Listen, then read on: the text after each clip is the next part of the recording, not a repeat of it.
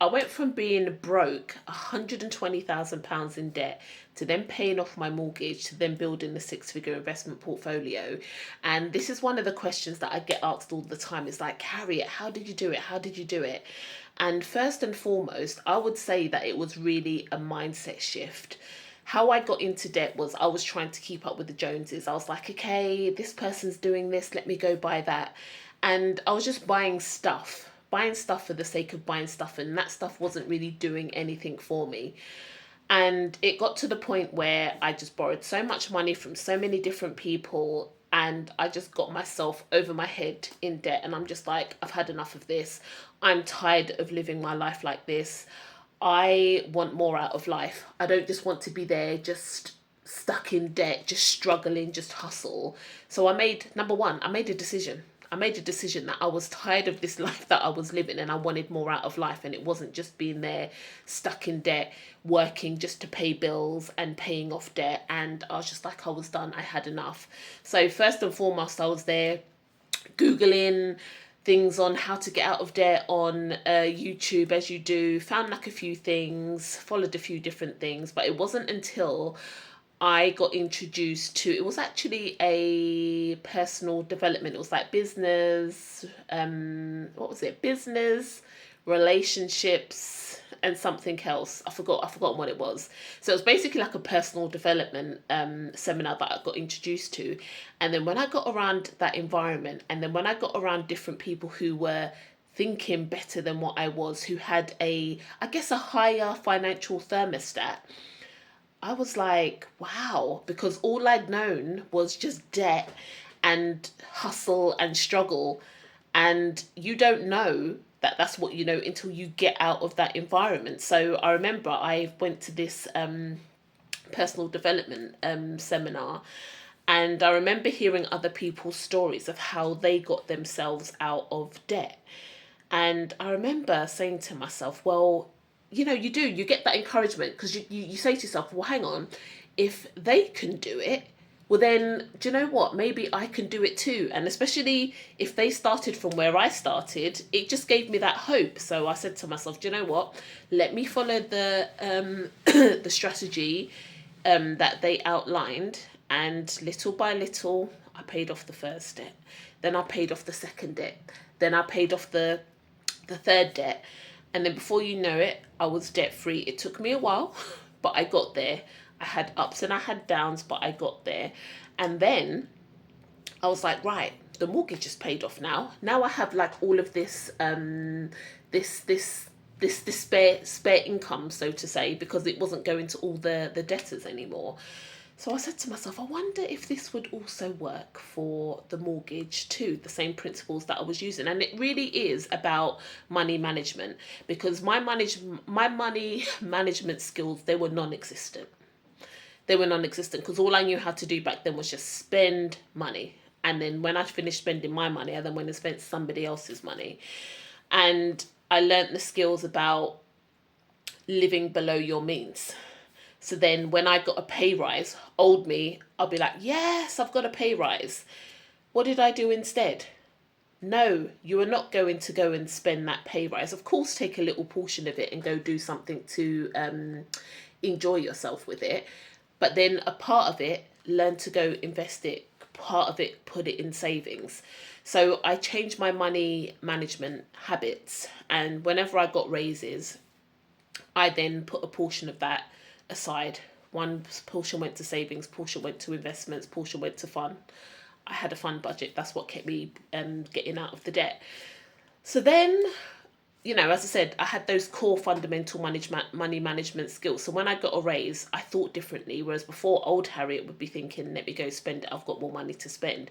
Whereas I was like, no, let's be strategic with the money. Little portion of it, that's for your fun, that's for enjoyment.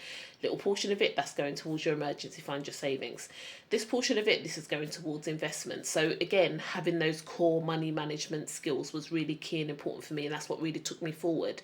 Again, you may have heard it, but people say that live below your means and also increase your income as well. A lot of the times when people are in debt, it's like, okay, I have to stop doing this, I have to stop doing that.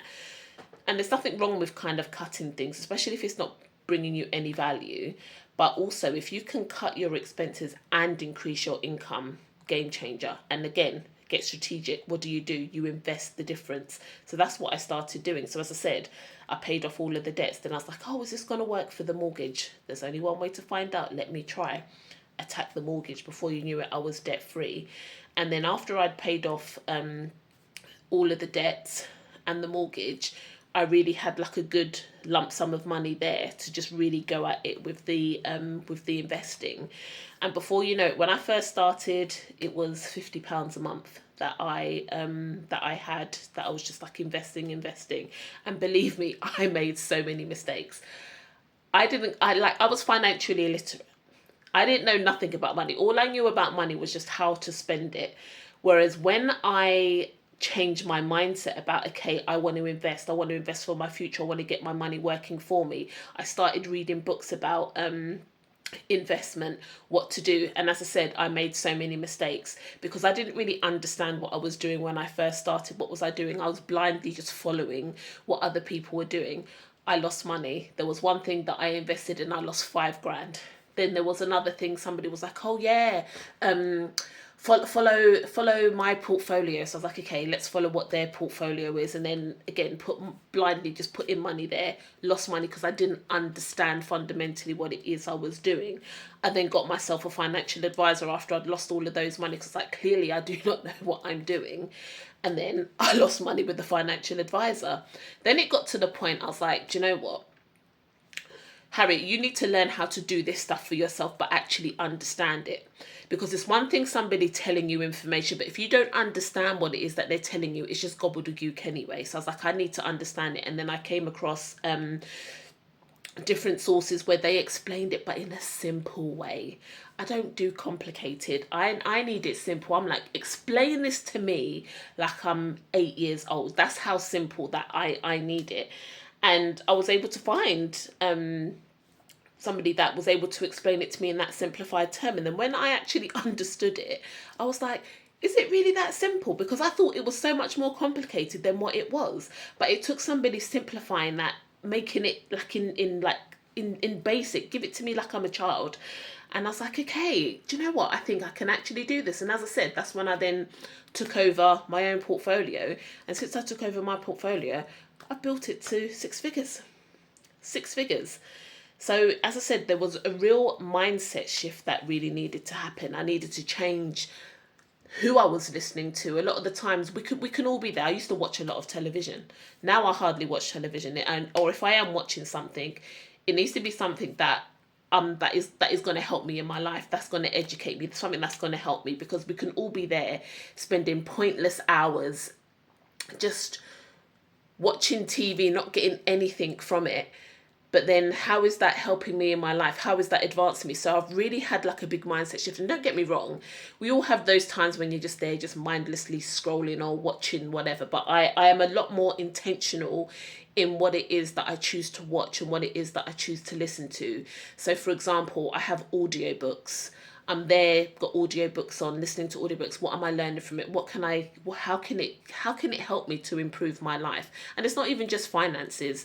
It could be in any area of my life, any area that I may be like struggling in, that I need a bit more development or help in. So it really was a mindset shift. And again, getting around other people who had gone before me and who was ahead of me, who had done it, and learning from them. Sometimes you don't need to reinvent the wheel. It's just about the people who you are around. Who are you listening to? Who are you learning from? And that whole kind of combination, obviously I'm just giving you just kind of like a brief version. But as I said, I made so many mistakes along the way. And one of the things that I am grateful for is that I didn't give up. I didn't give up. It can be so easy to give up, especially when you keep messing up.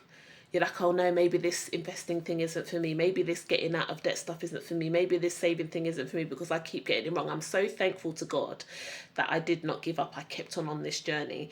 And yes, I've still got goals and stuff that I want to achieve, but I'm in a further place than what I was 1 year ago, 2 years ago, 5 years ago, 10 years ago, than what I was back then. So yeah, just a word of encouragement. Just keep on keeping on. Get around people who are going in the direction where you want to go to. And if you are, new to investing, you want to get started, come and join me for my masterclass. I hosted a masterclass. All the details, how to register, are going to be in the description box below. But I'll see you on the next one. Take care. Bye.